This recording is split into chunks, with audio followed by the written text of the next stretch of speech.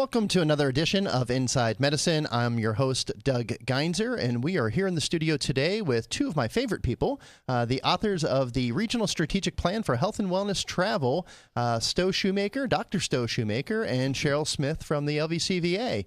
For those of you that are new to the show, we broadcast live here in the studio every Friday morning at 10 o'clock, and we try to bring in the movers and the shakers of healthcare, those in the know, those that are doing great things, those that are seeing patients from out of market, and today, those that were the authors that wrote the strategic plan that are making all of this happen. Welcome to the studio. It's great to be here, Doug. Thank you. We appreciate it. And it seems like a long time since we last saw each other. Just last night, I think we were up on stage for about an hour and a half talking about the same thing we're going to chat about today.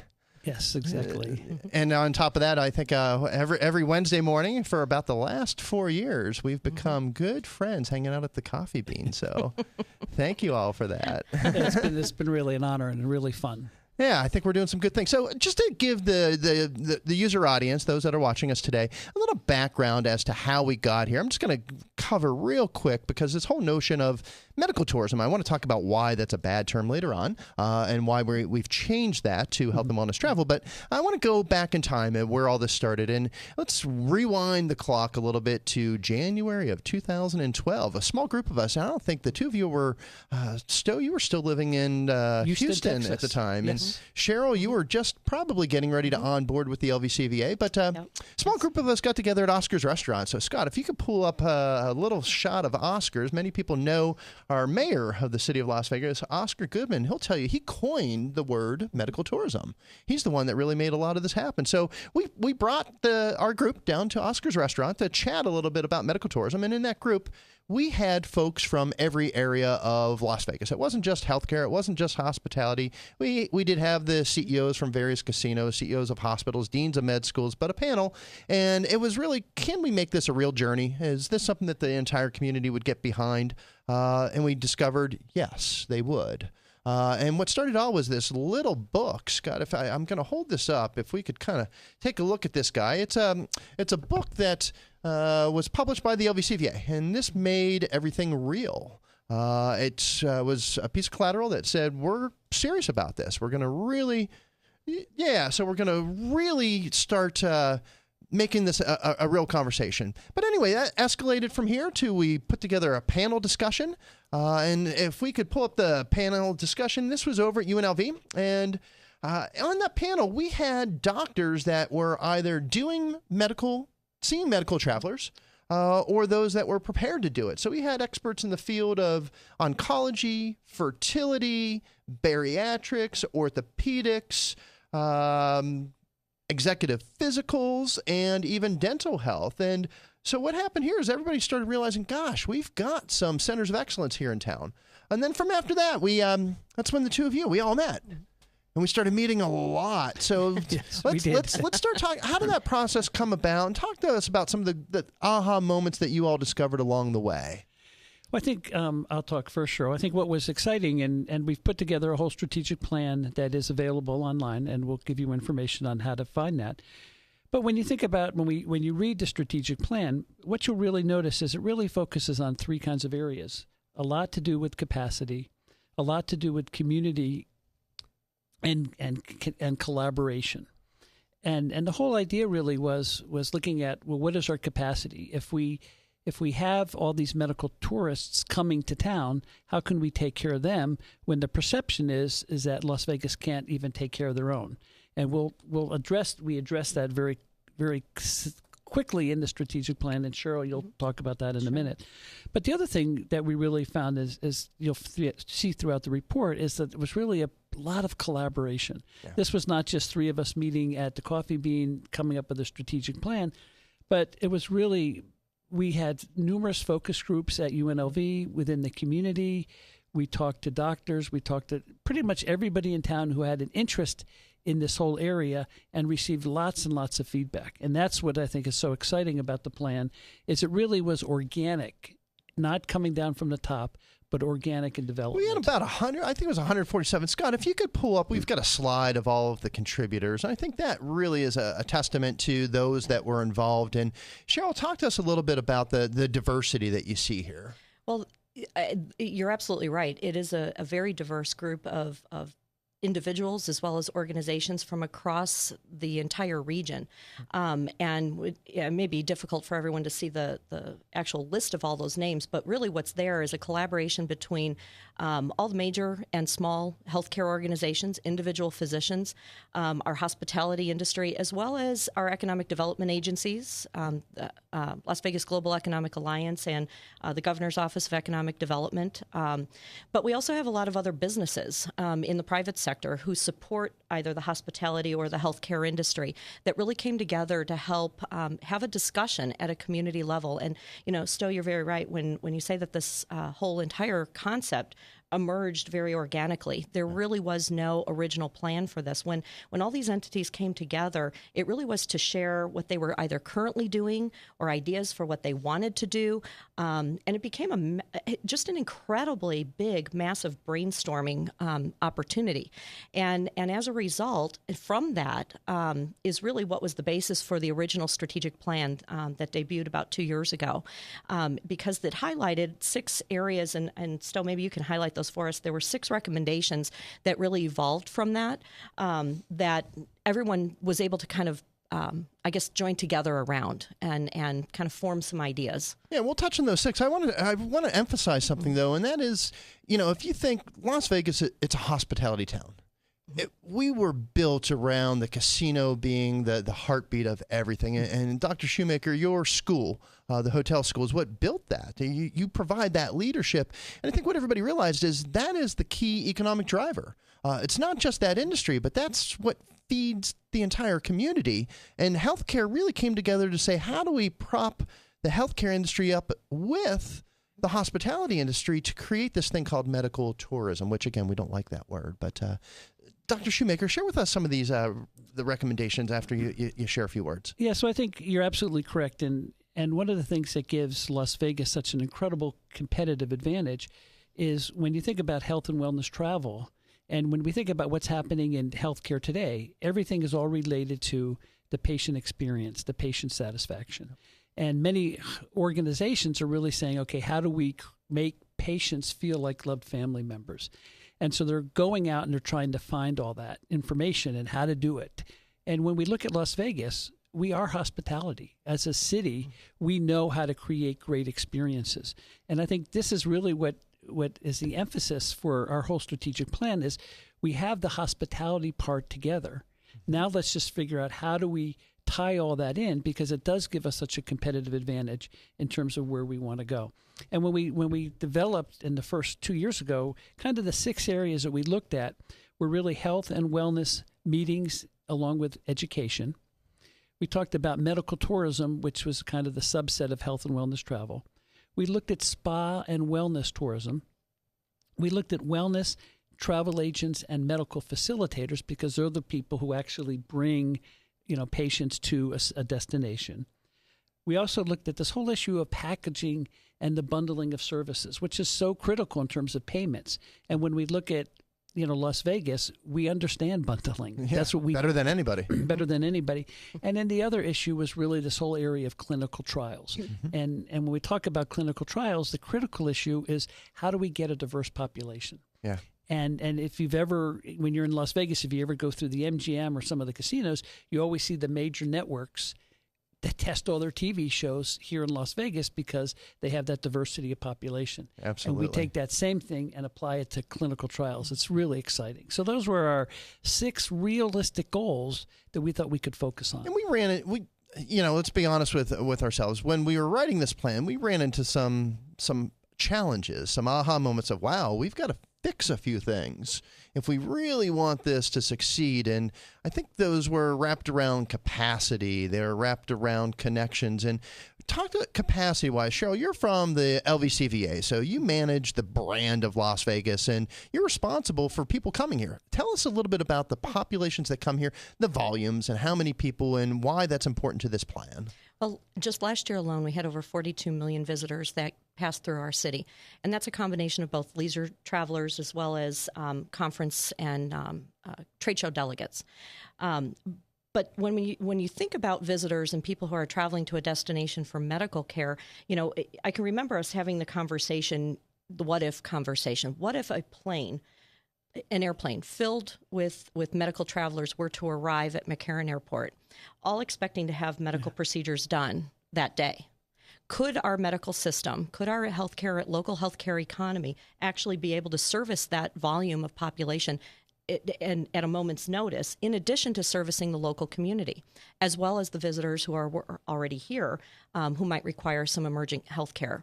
So obviously that's not the situation. That's not what happens every day, but it was a what-if scenario that caused us all to really sit back and kind of think, about our capacity. And if we really pursued the development of medical tourism the way we originally were thinking about it, would it overwhelm our local healthcare delivery system in total? And that's a conversation that I remember we shared with a lot of the other hospitals and other medical providers in the community, and we talked to a lot of physicians and certainly all the hospital administrators as well as the healthcare academics in our community as well.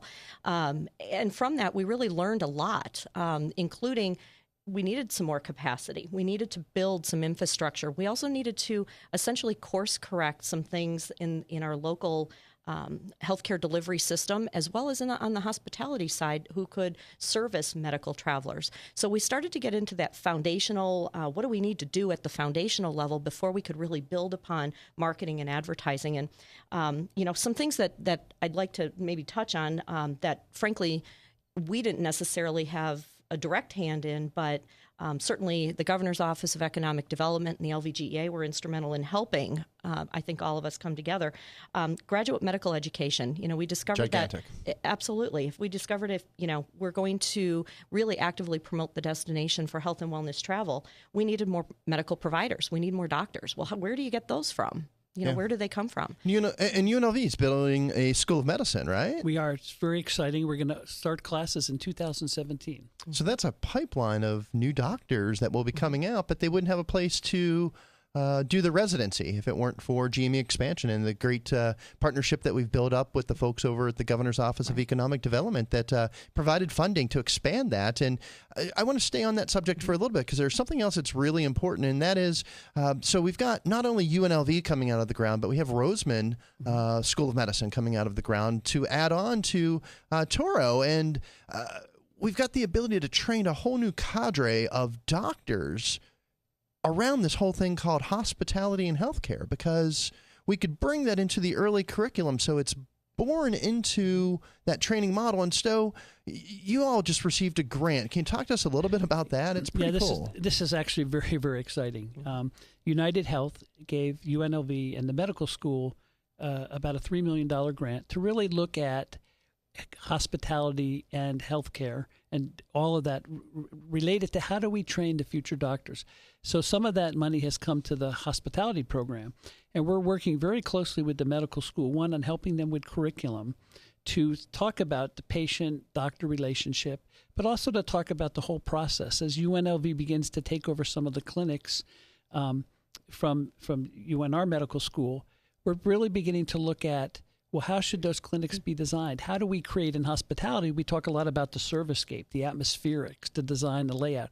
How do we change that to improve all the patient flow? Sure. So unlike most medical schools that are very traditional, because we're a brand new school, we're putting this hospitality curriculum right in early on to all the doctors. And this is what we think is so exciting. And you've got a conference coming up in November, I believe, and talk to us a little bit about that. So this is our second annual conference on hospitality and healthcare. Mm-hmm. And the whole idea is that, as hospitals look more to improve the patient experience, to make the patient feel like a loved family member, the real question is, well, how do you do that? Mm-hmm. Right? What are some of the lessons that we've learned in hospitality that can be translated into healthcare? Yep. What are some theoretical frameworks that we use all the time in hospitality? How can we then use that in healthcare? But the other thing is that healthcare also does some amazing things. And so the idea is not for us in hospitality to tell healthcare how to do things, but let's get a group of people on both sides of the fence to sort of say, okay, what are the things we're doing that creates a great experience, and how do we learn from each other? Yep. So we're very excited about this conference. The first annual conference, we had probably almost like 200 people. Wow. And we're looking even for a bigger this year. That's great. So, and again, this is a form of collaboration. It's bringing two industries together. And this is really part of the first recommendation in this, and that's medical meetings. Although this is geared more towards the local, along the way, we discovered we've got this great set of assets in Las Vegas of this meeting space. So, Cheryl, your group, you're responsible for filling all of this meeting space. Tell us a little bit about medical meetings, how that fits into the plan, and some of the stuff that you've been working on over the last 2 years to really optimize that more. Well, of all the meetings, conventions, and trade shows that come to Las Vegas, a significant number of them are healthcare related. They're either professional associations or they could be corporate meetings, but there's some sort of continuing medical education that is associated with all of those, almost all of those. And what we discovered was that there was an opportunity to actually share the volume and the individual conferences that were coming here and share that information through Las Vegas Heals, actually, and through your newsletter with our local medical community and our local providers. There's no reason why our local medical community can't take advantage of participating in many of those conferences that pass right through our city. But similarly, for the meeting planners themselves, for what we call our clients, it becomes a value-added service for them to be able to share their conference with an expanded audience in the city that they're hosting their meeting in. But from that, there's been plenty of other takeaways that we've been able to discover is that, aside from the actual continuing education meetings that come here, there's other types of health industry-related shows. And many of them support the healthcare insurance industry. They support the healthcare payer market and provides buyers other of opportunities. healthcare. Absolutely. Yeah. And provides additional opportunities that our local providers who are interested in learning or discovering new markets or promoting their medical travel services, it gives them another channel through which to be able to promote what they do and to market what they do. How many of these business delegates come here every year? Oh, there's tens of thousands. Yeah, but I've heard the number of like 6 million business delegates come here for meetings, and they're potential patients as well because they're coming here regularly. Mm-hmm. Absolutely. Ironically, I can tell you that there's actually a couple of dentists in town, in particular, that see many people who come here to participate in a non-healthcare related show, but they participate in Magic. Which is a fashion industry trade show. And these business delegates come here for their dental appointments because they are on the road so much, traveling for their own business purposes. They don't know when they're going to be back home for their dental visit, but ironically, they know exactly when they're going to be in Las Vegas twice a year. It's nice to tie your executive health to that. So let's move on because we've got a short program here. I want to talk about another area that we found in the plan is traditional medical tourism. So let's do two things with this one. Let's first, why is this plan different than medical tourism, and what did you all classify as this medical tourism part of this plan? I know it's a little bit contradictory, but... Well, so, when the traditional view of medical tourism, what we found in doing all the research before we actually started, doing all the focus groups was everybody thought about medical tourism as going to a destination because it was cheaper. Mm-hmm. You could find, get a heart transplant cheaper in some country than you could in your own town. And so the big emphasis on medical tourism was go find the cheapest place, lowest cost producer for medical tourism.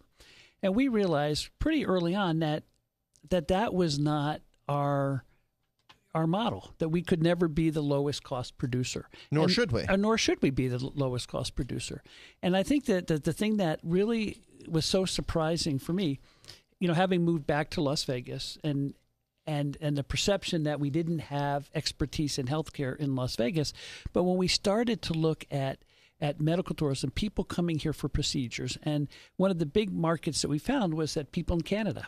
Yeah. Because of the accessibility, it takes so long to get procedures. And one thing we noticed was with in Canada, they don't allow PET scans because they don't think they're worthwhile. And we realized that we have all these flights coming into Las Vegas. We have all this capacity for imaging. That seemed to be a logical path.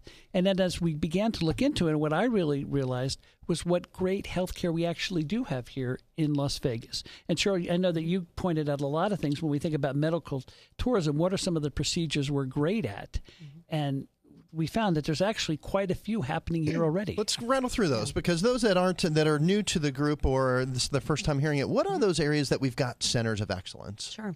Well, a few of them that come to mind, and please help me out because this is a long list, but we have infertility and reproductive medicine, orthopedic surgery, bariatric weight loss surgery, cardiology, neurosurgery, dental, age management medicine. Can't forget the beloved Cleveland Clinic and Absolutely. brain health. Absolutely. And our oncology group. Yeah, yes, our oncology group, which is part of clinical trials that we'll touch on a little bit later. But we've got these centers of excellence that are bringing patients in each and every day from all around the country that are flying here for care. Yeah, and that'll, it's exciting, and it's great for Las Vegas, but it's great for all our people who practice in this area, because what it does is it gives, especially when you think about clinical trials, and we look at what's happening with comprehensive cancer. We do have so many different visitors coming here. And as Cheryl mentioned earlier, maybe it was you, Doug, when we're traveling on business, we always seem to have time to get things done that we don't in our regular life. Yes, we do. And it becomes a natural thing to plan your dental around when you're coming to a meeting, because the meetings are fixed, and it's easy to do that. And because we have such incredible accessibility to Las Vegas, when you look at all the flights that come in from all around the country and around the world into Las Vegas, it really makes it so that this idea of people coming to Las Vegas for a certain procedure, it suddenly makes a lot more sense when you look at the accessibility to getting into Vegas and getting out of Vegas. Yeah. And then even after your procedure, one of the things that made, we often joke about what happens in Vegas stays in Vegas. But with medical procedures, that's often something people don't want to know, that they went to have teeth whitening. It's a private matter. It's a private matter. Well, that even reminds me, one of the areas of specialty that we kind of missed in the list was plastic surgery and cosmetic surgery. We know how to keep our population looking good in Las Vegas. We do. So I want to move on, because, again, I want to defute we don't like this word medical tourism. We went with health and wellness travel. Cheryl, tell us about the wellness part. Why is that important, and why was that brought into the plan? Well, it was brought into the plan because, quite frankly, we discovered, hospitality already knew this, but the medical community wasn't necessarily as aware of the number of spas that we have in Las Vegas. And we have 45 resort model spas in approximately a 5-mile piece of land. And that's a lot of capacity. It's enormous capacity. They have the capability to literally service thousands of patients or guests on a consistent basis every day, which is enormous. And what that really, I guess, sparked was this concept of really looking more closely at what services are they providing. And while none of the resort model spas that we have in Las Vegas do any invasive procedures, they are providing a lot of educational services and relaxation services that are closely connected to many medical procedures. So it opened up a lot of opportunity to really explore who exactly is a wellness traveler. And there really is no specific demographic for that. It's the three of us. It's, younger people, older people, baby boomers, millennials, all nationalities from around the world. And that caused us to really think about this expanded definition of what wellness is. And I think the conclusion we've come to is it's really the experiences, or the guest experience, the patient experience, anything that contributes to one's overall well-being. And that's a very broad definition. And I think a good example of that is you look at what's happening at MGM, where they've created these wellness suites. Yep. So people are actually coming to Las Vegas. They're paying additional money for a room that has a citrus-infused shower head, that it has ambient lighting that keeps your melatonin in, that has all the white noise, all the things that create great wellness. And now they're moving into wellness meetings that have the same things in a meeting room. So there's a huge trend to being healthy, to leading a good, healthy lifestyle. So is the wellness marketplace bigger than medical? Significantly, yes. And so in Las Vegas, we've got 45 spas. That's probably higher density of spas than anywhere else in the world. Well, and you have to think, too, in terms of why people travel for wellness and well-being. When you think of Las Vegas, you have to remember the number of marathons that we host here. These are healthy travelers who are coming here to participate in marathons, Rock and Roll Marathon, Tough Mudder, Ironman, Ironwoman. These are huge opportunities, and these are healthy people who live wellness lifestyles. But we also are surrounded by national parkland, which gives us the opportunity, our guests, the opportunity to go hiking and biking and explore the outdoors. These are also wellness travelers. And, I often joke about the connection between outdoor space and relaxation services as the rough it experiences and then the buffet experiences. So obviously there's a lot of medical travel agents or wellness travel agents that handle all that. And that's part of this plan. And we're gonna breeze through that a little bit just because there's people that coordinate to bring those folks here, and they're bringing in, the marathon drew in thousands and thousands of people. So that's happening. But let's get back to the medical procedure side. There's this thing called bundled services or this global payment model. Why is that important to medical travel, and what are we doing here in Las Vegas that's unique? I think when I'll jump in on this one. Yeah. I think when consumers think about buying any sort of product, there's a set price. But healthcare gets a little more complicated in that respect. And so when people are looking to travel for medical care, they want to know, well, what is the total cost? How much is it going to cost me? The whole experience. And Dr. Shoemaker, you've been in the hospitality industry in Vegas for a long time. You all have mastered this bundled payment model. I remember when I think Bob Stupak came out with this package that he would sell where it was the first junket. And I think that there's a lot that we could learn in the healthcare space from that. Yeah, there's tremendous. And it really comes down to, from what we do as academics, we look at a lot at consumer behavior and consumers' willingness to pay.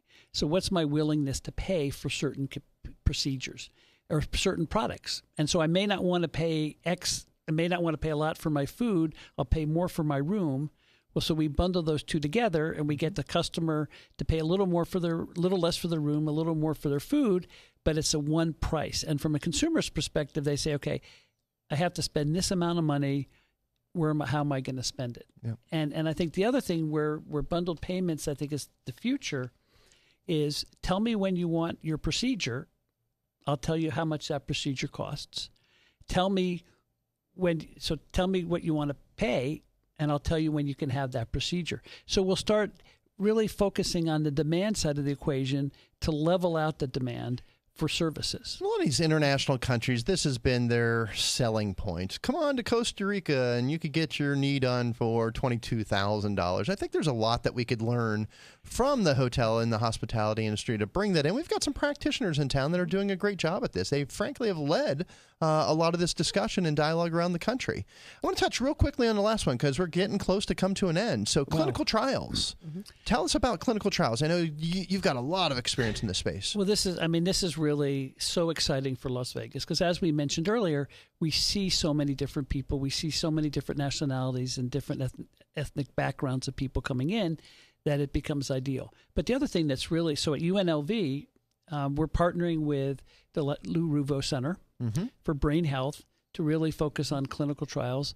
We're working with Switch, which many people don't know, but UNLV, because of their partnership with Switch, we have one of the fastest supercomputers in the world, which allows us to crunch massive amounts of data. We've actually created, Marty Schiller at UNLV has actually created the Institute for Personal Health Medicine. So lots of exciting things. And that's really the future is clinical trials. And very quickly, what makes the supercomputer so important is that we have massive amounts of data collected over 30 or 40 years of clinical trials. By being able to crunch all that data, it allows organizations to be much more efficient in terms of how they do their testing. That's awesome. Mm-hmm. So I hate to do this. Our show is coming to an end. It goes by so fast. And we've got two experts in the space of medical travel here, health and wellness travel. And I want to thank the two of you for coming onto the show. It's been great. And for our user audience, those that are watching, you're going to be able to go online to lasvegasheals.org and download this plan sometime next week. So go on there, get a copy of the plan, take a look at it, figure out how you could get connected, how you could collaborate, and how you could help us build capacity. In the meantime, join us next Friday, every Friday at 10 o'clock in the morning for another edition of Inside Medicine. I'm your host, Doug Geinzer, and thank you for taking part of your morning to be with us here today.